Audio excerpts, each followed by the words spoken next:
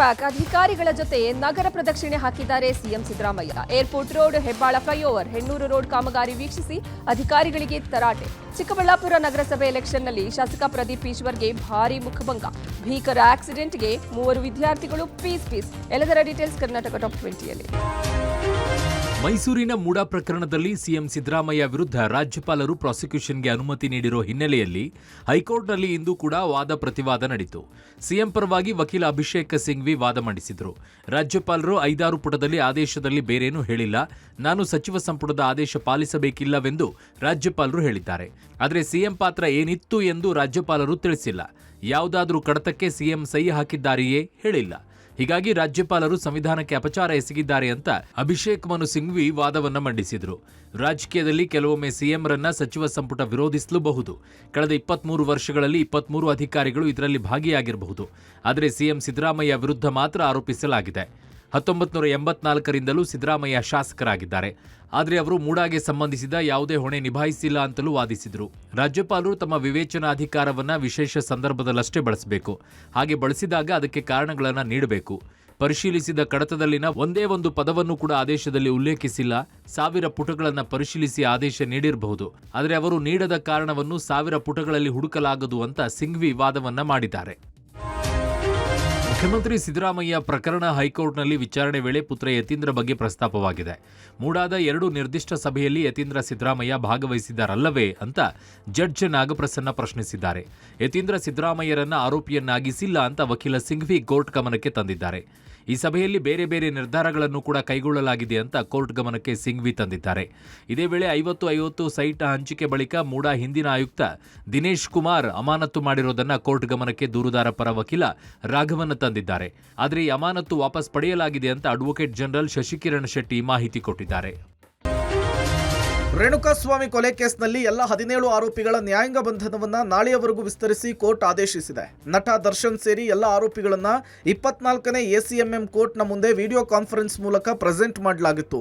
Charge ಶೀಟ್ನ ಪ್ರತಿ ಕೈಗೆ ಸಿಕ್ಕಿದ್ರೂ ಕೂಡ ಡಿಜಿಟಲ್ ಎವಿಡೆನ್ಸ್ ಇನ್ನೂ ಸಿಕ್ಕಿಲ್ಲ. ಪೆನ್ ಡ್ರೈವ್, ಸಿಡಿ ಸೇರಿದಂತೆ ಯಾವುದೇ ಟೆಕ್ನಿಕಲ್ ಸಾಕ್ಷ್ಯಗಳು ಕೂಡ ಇನ್ನೂ ಕೊಟ್ಟಿಲ್ಲ. ಇವತ್ತೇ ಕೊಡ್ಲಿಕ್ಕೆ ಹೇಳಿ ಅಂತೇಳಿ ಆರೋಪಿಗಳ ಪರ ವಕೀಲರು ನ್ಯಾಯಾಧೀಶರಿಗೆ ಮನವಿ ಮಾಡಿದ್ರು. ಪ್ರಕರಣವನ್ನ ಸೆಷನ್ಸ್ ಕೋರ್ಟ್ಗೆ ವರ್ಗಾವಣೆ ಮಾಡುವುದಾಗಿ ಜಡ್ಜ್ ತಿಳಿಸಿದ್ದಾರೆ.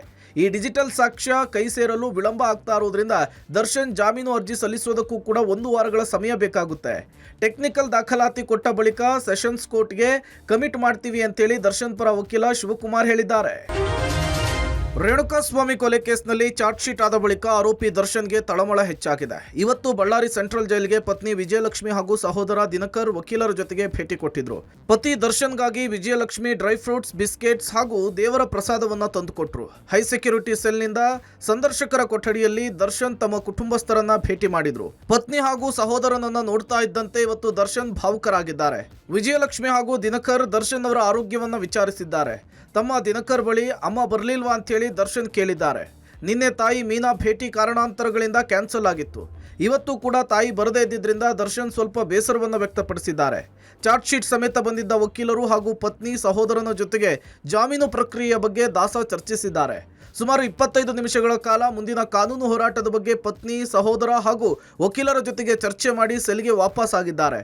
ಸಹೋದರ ತಂದಿದ್ದಂತಹ ಬ್ಯಾಗ್ ಅನ್ನು ಹಿಡಿದು ಸೆಲ್ಗೆ ಮರಳಿದ್ದಾರೆ ದರ್ಶನ್. ಮೂಡಾ ಕೇಸ್ ಟೆನ್ಷನ್ ಮಧ್ಯೆ ಇವತ್ತು ಸಿಎಂ ಸಿದ್ದರಾಮಯ್ಯ ಬೆಂಗಳೂರಿನ ಸಿಟಿ ರೌಂಡ್ಸ್ ಅನ್ನು ಹಾಕಿದ್ದಾರೆ. ಬಿಡಿಎ, ಬಿಬಿಎಂಪಿ, ಬಿಎಂಆರ್ಸಿಎಲ್ ಕಾಮಗಾರಿಗಳನ್ನು ವೀಕ್ಷಣೆ ಮಾಡಿದ್ದಾರೆ. ಏರ್ಪೋರ್ಟ್ ರಸ್ತೆಯಲ್ಲಿ ಹಲವು ಕಾಮಗಾರಿ ಆಗ್ತಾ ಇದ್ದು ಇದರಿಂದ ಟ್ರಾಫಿಕ್ ಸಮಸ್ಯೆ, ವ್ಯಾಪಾರ ವ್ಯವಹಾರಕ್ಕೆ ಸಾರ್ವಜನಿಕರಿಗೆ ಸಮಸ್ಯೆ ಆಗ್ತಾ ಇತ್ತು. ಈ ಬಗ್ಗೆ ಸಾರ್ವಜನಿಕರಿಂದ ಸಾಕಷ್ಟು ದೂರುಗಳು ಕೂಡ ಬರ್ತಾ ಇದ್ವು. ಈ ಹಿನ್ನೆಲೆಯಲ್ಲಿ ಇವತ್ತು ಸಿಎಂ ಸಿದ್ದರಾಮಯ್ಯ ನಗರದ ಹಲವು ಪ್ರದೇಶಗಳಿಗೆ ಭೇಟಿ ಕೊಟ್ಟು ಕಾಮಗಾರಿಯನ್ನು ವೀಕ್ಷಣೆ ಮಾಡಿದ್ದಾರೆ. ಮೊದಲಿಗೆ ಹೆಬ್ಬಾಳ ಫ್ಲೈಓವರ್ ಅಗಲೀಕರಣ ಕಾಮಗಾರಿ ವೀಕ್ಷಣೆ ಮಾಡಿ ಕಾಮಗಾರಿಯನ್ನು ಬೇಗ ಮುಗಿಸುವಂತೆ ಬಿಡಿಎ ಅಧ್ಯಕ್ಷ ಎನ್ಎ ಹ್ಯಾರಿಸ್ ಮತ್ತು ಬಿಡಿಎ ಆಯುಕ್ತ ಜಯರಾಮ್ ಅವರಿಗೆ ಸೂಚನೆಯನ್ನು ಕೊಟ್ಟರು. ಹೆಣ್ಣೂರು ರಸ್ತೆಯಲ್ಲಿ ಬಿಬಿಎಂಪಿ ಗುಂಡಿ ಮುಚ್ಚಿದ್ದನ್ನು ವೀಕ್ಷಿಸಿದ ಸಿಎಂ ಒಂದೇ ಲೇಯರ್ ಡಾಂಬರ್ ಹಾಕಿದ್ದನ್ನು ಪ್ರಶ್ನೆ ಮಾಡಿದ್ರು. ಈ ವೇಳೆ ಬಿಬಿಎಂಪಿಯ ಮುಖ್ಯ ಆಯುಕ್ತರು ಡಬಲ್ ಲೇಯರ್ ಹಾಕ್ತೇವೆ ಅಂತ ಹೇಳಿದ್ರು. ಸಿಎಂ ಜೊತೆಯಲ್ಲಿಯೇ ಇದ್ದ ಸಚಿವ ಭೈರತಿ ಸುರೇಶ್, ನಿಮ್ಮ ಬಳಿ ದುಡ್ಡಿದೆಯಾ? ಬಿಡಿಎ ಹತ್ರ ದುಡ್ಡಿದೆ, ಮಾಡ್ಲಿ ಬಿಡಿ, ಅವ್ರು ಮಾಡ್ತಾರೆ ಅಂತ ಹೇಳಿ ಅಧಿಕಾರಿಗಳಿಗೆ ತಿಳಿಸಿದ್ರು. ಜೊತೆಗೆ ಕೆಆರ್ ಪುರಂ ಬಳಿ ಮೆಟ್ರೋ ಕಾಮಗಾರಿಯನ್ನ ಸಿಎಂ ವೀಕ್ಷಣೆ ಮಾಡಿದ್ರು. ಬಳಿಕ ಕೆಆರ್ ಪುರಂ ಮೆಟ್ರೋ ಸ್ಟೇಷನ್ನಿಂದ ವಿಧಾನಸೌಧದವರೆಗೂ ಕೂಡ ಮೆಟ್ರೋದಲ್ಲಿಯೇ ಸಂಚಾರ ಮಾಡಿದ್ರು. ಮೆಟ್ರೋ ಸಂಚಾರ ಮಾಡಿ ಮೆಟ್ರೋ ಪ್ರಯಾಣಿಕರ ಜೊತೆಗೆ ಮಾತುಕತೆ ಕೂಡ ನಡೆಸಿದ್ರು ಸಿಎಂ ಸಿದ್ದರಾಮಯ್ಯನವರು. ಭಾರೀ ಕುತೂಹಲ ಮೂಡಿಸಿದ್ದ ಚಿಕ್ಕಬಳ್ಳಾಪುರ ನಗರಸಭೆ ಎಲೆಕ್ಷನ್ಗೆ ತೆರೆ ಬಿದ್ದಿದೆ. ಚಿಕ್ಕಬಳ್ಳಾಪುರ ನಗರಸಭೆ ಹಿಡಿತ ಕೊನೆಗೂ ಕೂಡ ಸಂಸದ ಸುಧಾಕರ್ ಪಾಲಾಗಿದೆ. ಭಾರೀ ಹೈಡ್ರಾಮಾ ನಡುವೆ ಅಧ್ಯಕ್ಷರಾಗಿ ಬಿಜೆಪಿಯ ಗಜೇಂದ್ರ ಹಾಗೂ ಉಪಾಧ್ಯಕ್ಷರಾಗಿ ಗ್ಯಾಸ್ ನಾಗರಾಜ್ ಆಯ್ಕೆಯಾಗಿದ್ದಾರೆ. ಅಧಿಕೃತ ಘೋಷಣೆ ಮಾತ್ರ ಬಾಕಿ ಇದೆ. ನ್ಯಾಯಾಲಯದ ನಿರ್ದೇಶನದ ಮೇರೆಗೆ ಫಲಿತಾಂಶ ಕಾಯ್ದಿರಿಸಲಾಗಿದೆ. ಚುನಾವಣೆಯಲ್ಲಿ ತನ್ನ ಬೆಂಬಲಿಗರು ಜಯಗಳಿಸಿದ್ದಕ್ಕೆ ಸುಧಾಕರ್ ಸಂಭ್ರಮಾಚರಣೆಯನ್ನ ಮಾಡಿದರು. ಕಾಂಗ್ರೆಸ್ನ 16 ಸದಸ್ಯರು, ಬಿಜೆಪಿಯ 9 ಸದಸ್ಯರು, ಜೆಡಿಎಸ್ನ 2 ಸೇರಿದಂತೆ 4 ಮಂದಿ ಪಕ್ಷೇತರರು, ಶಾಸಕ ಪ್ರದೀಪ್ ಈಶ್ವರ್, ಸಂಸದ ಸುಧಾಕರ್, 2 ಎಂಎಲ್ಸಿಗಳು ಮತದಾನ ಮಾಡಿದರು. ಎಂಎಲ್ಸಿಗಳಾದ ಅನಿಲ್ ಕುಮಾರ್, ಸೀತಾರಾಮ್ ಮತದಾನ ಮಾಡಲು ಅರ್ಹರಲ್ಲ ಅಂತ ಸುಧಾಕರ್ ಬೆಂಬಲಿಗರು ಹೈಕೋರ್ಟ್ನಲ್ಲಿ ರಿಟ್ ಅರ್ಜಿ ಸಲ್ಲಿಸಿದ್ರು. ಹೀಗಾಗಿ ಮತದಾನಕ್ಕೆ ಅವಕಾಶ ನೀಡಿ ಫಲಿತಾಂಶವನ್ನ ತಡೆಹಿಡಿಯಲಾಗಿದೆ.